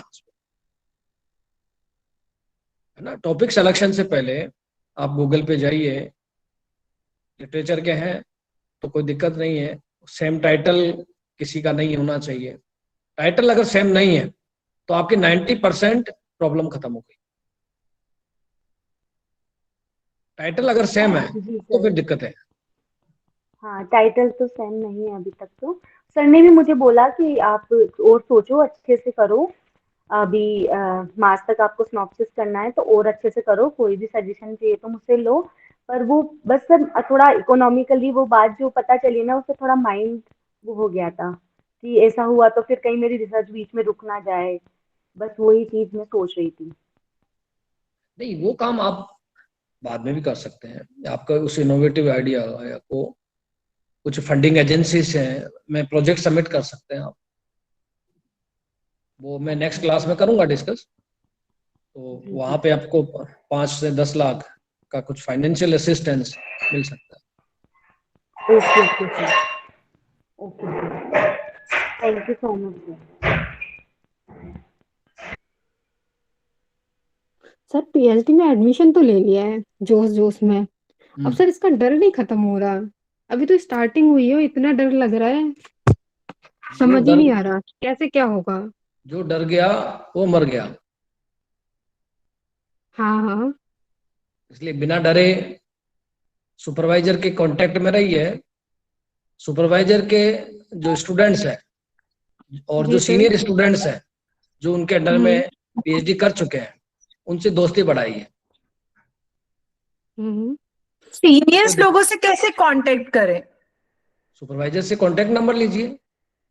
अच्छा, क्या दिक्कत है? ठीक है सर। प्रियंका मैम, मुझे तो आपका सर एक कांटेक्ट चाहिए। क्वेश्चन है सर। जी सर सर जो पेपर सीधे डाउनलोड नहीं हो रहे और हम स्काई हब से डाउनलोड कर रहे हैं, तो क्या उनका साइटेशन नहीं लगा सकते? लगा सकते हैं, मैंने बोला ना। ओके। लेकिन आपने उनके एब्स्ट्रैक्ट को पढ़ा है? एब्स्ट्रैक्ट को जनरली कुछ पेपर है ना, एब्स्ट्रैक्ट और कुछ पार्ट पार्शियली ओपन हो जाता है, तो एब्स्ट्रैक्ट के बेसिस पे कर सकते हैं। लेकिन आपको फुल पेपर अंदर से कुछ कंटेंट आप दे रहे हैं ना, कंपैरिजन दे रहे हैं, तो फिर उसे क्रॉसपॉन्डिंग ऑथर से कम्युनिकेट जरूर करना पड़ेगा। Okay sir. जैसे एब्स्ट्रैक्ट में जो इन्फॉर्मेशन है वो तो आप लिख सकते हैं, लेकिन अंदर पेपर के अंदर जो रीडर्स के लिए अवेलेबल नहीं है वो यूज कर रहे हैं, तो you must communicate with corresponding author. Priyanka ma'am, Sonu ma'am, मुझे आपसे पर्सनल कांटेक्ट करना है। मैम हम लोग पीएचडी ग्रुप में हैं, बस सब्जेक्ट अच्छा। अलग है ना। हाँ है हम लोग। आप जरा अपना नाम मेंशन करिएगा ग्रुप में, व्हाट्सएप ग्रुप में। चलिए आपस में आप डिस्कशन बाद में कर सकते हैं। जी सर, मैं ये पूछ रहा था कि अगर अपनी पीएचडी फाइनल रजिस्ट्रेशन नहीं हो जाए तब तक अपने टाइटल और अपने पीएचडी टॉपिक को शेयर करने से बचना चाहिए क्या सर अपने को? अपने ग्रुप में कर सकते हो, जो विश्वास के लोग हो ना आपके। जी सर। सुपरवाइजर के जो स्टूडेंट्स हैं उनमें जी सर। शेयर कर सकते हैं। जी सर। बाकी पब्लिक डोमेन में ना करे तो अच्छा है। सर सुपरवाइजर के जो कांटेक्ट में जो स्टूडेंट रहेंगे तो सर वही कांटेक्ट, वही डिपार्टमेंट सब सेम ही है, तो सबसे बचना भी उनसे ही चाहिए अपने को। नहीं नहीं नहीं, बोटनी का सुपरवाइजर से तो कैसे बचोगे बेटा? नहीं नहीं सर, स्टूडेंट से सर। ऐसा है कि कोई सुपरवाइजर अपने 2 स्टूडेंट को सेम टाइटल नहीं देगा। जी सर। उनको सुपरवाइजर को मरना है क्या? जी सर। इसमें थीसिस में जितना आपकी रेस्पॉन्सिबिलिटी है उतना ही जी। सुपरवाइजर है, उससे ज्यादा है सुपरवाइजर। जी सर, स्टूडेंट सुपरवाइजर के और उनके जो भी अपने सीनियर है उनको डिस्कस कर करना सकते है हैं, हाँ करना ही चाहिए, उसे आइडिया मिलेंगे आपको। जी सर। डिस्क्राइब कर दीजिए सर एक बार प्लीज कि इंट्रोडक्शन में हम लोग क्या क्या चीज इंक्लूड कर सकते हैं। इंट्रोडक्शन में बेसिकली रिव्यू है, अभी तक उस टाइटल से रिलेटेड जो वर्क है, किसने साइट किया, किसने क्या काम किया और क्या उस वर्क से रिलेटेड वर्क हुआ है। एक तो ये आएगा रिव्यू होगा बेसिकली। इसके बाद में आपका मोटिवेशन, आपने वो स्टडी क्यों सेलेक्ट की है, मोटिवेशन बिहाइंड स्टडी, वो आएगा। फिर उसके बाद में आप डिफरेंट सेक्शंस के बारे में बताएंगे, स्ट्रक्चर, पेपर के स्ट्रक्चर के बारे में बताएंगे कि नेक्स्ट सेक्शन में ये है, थर्ड में ये है, 4 में ये है, 5th में कंक्लूजन है। ये आना चाहिए इंट्रोडक्शन। जब आप अपने सब्जेक्ट के फील्ड के 4 से 5 पेपर्स को पढ़ेंगे ना, आइडिया लग जाएगा। हाँ जी सर। और अच्छे जर्नल्स कोई साइड देखें, आप साइड करें, उन्हीं को पढ़ें। जो अच्छी पब्लिकेशंस प्रेसेस हैं, जैसे मैंने आपको बताया, स्प्रिंगर है, स्कोपस है, टेलर एंड फ्रांसिस है, जेसीआर में कोई भी है, तो उन पेपर्स को आप पढ़ें तो ज्यादा अच्छा रहेगा।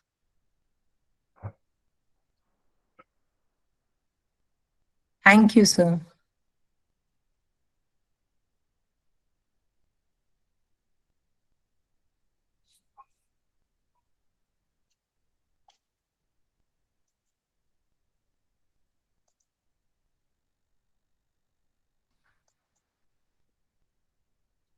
किसी का और कोई सवाल है? Sir, is the session over? हाँ, अगर कोई क्वेश्चन नहीं किसी का, okay sir, thank you. Okay, you may left. जिसका कोई क्वेरी है वो रुक सकता है, बाकी लेफ्ट कर सकता है।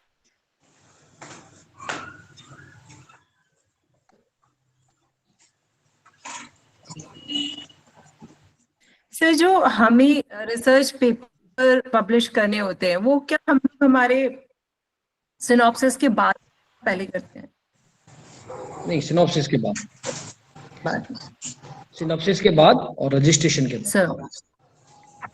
अच्छा, क्योंकि वो आपके पीएचडी पार्ट है ना। हाँ जी, हाँ। पब्लिकेशन शुड बी काउंटेड, आपके पीएचडी से आ चाहिए पब्लिकेशन, ठीक है सर। बाद में करना चाहिए।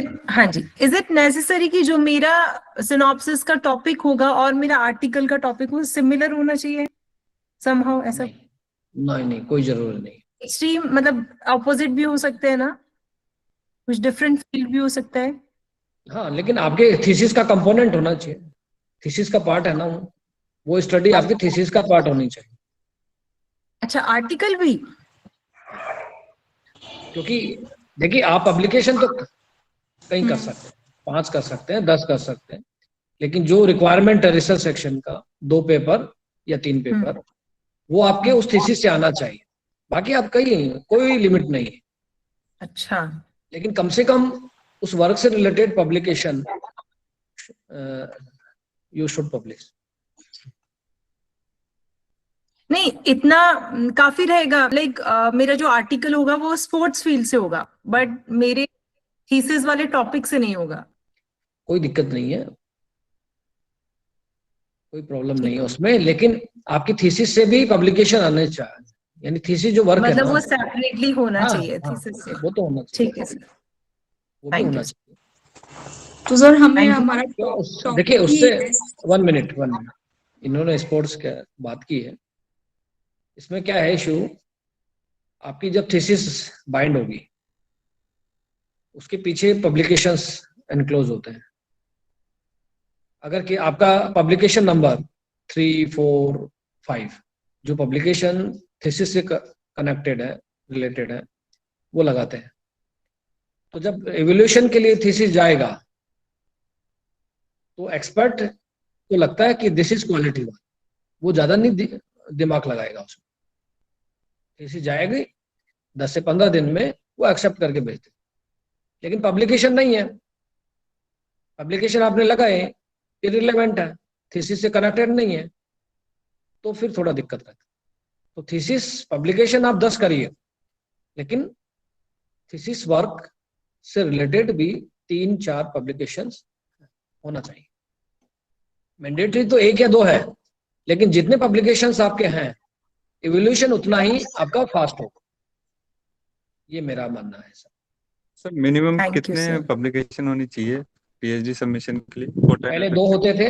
हाँ, पहले यहाँ 2 होते थे, अब मुझे अभी पता करने हैं, आप कर लीजिए। एटलीस्ट 2 थे पहले, अभी मुझे पता नहीं। सर, मेरा एक क्वेश्चन है, जैसे सुपरवाइजर है, उनका रिसर्च एरिया अप्लाइड मैथमेटिक्स में है और मैं प्योर चूज करना चाह रहा हूँ, तो सर ऐसा हो सकता है क्या?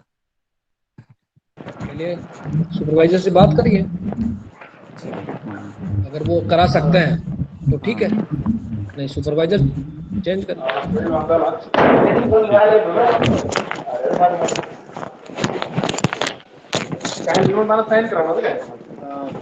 चलिए ठीक है। Yes Neha Soni. Sir, actually, I'm here to give you vote of thanks. Thank you so much, sir. On behalf of all of us, we have learned so much things in this session. That was so much wonderful and impactful session for us. Thank you so much, sir. Okay, thank you. Thank you, sir. Thank you, sir. Thank you, sir. Thank you, sir. Thank you, sir.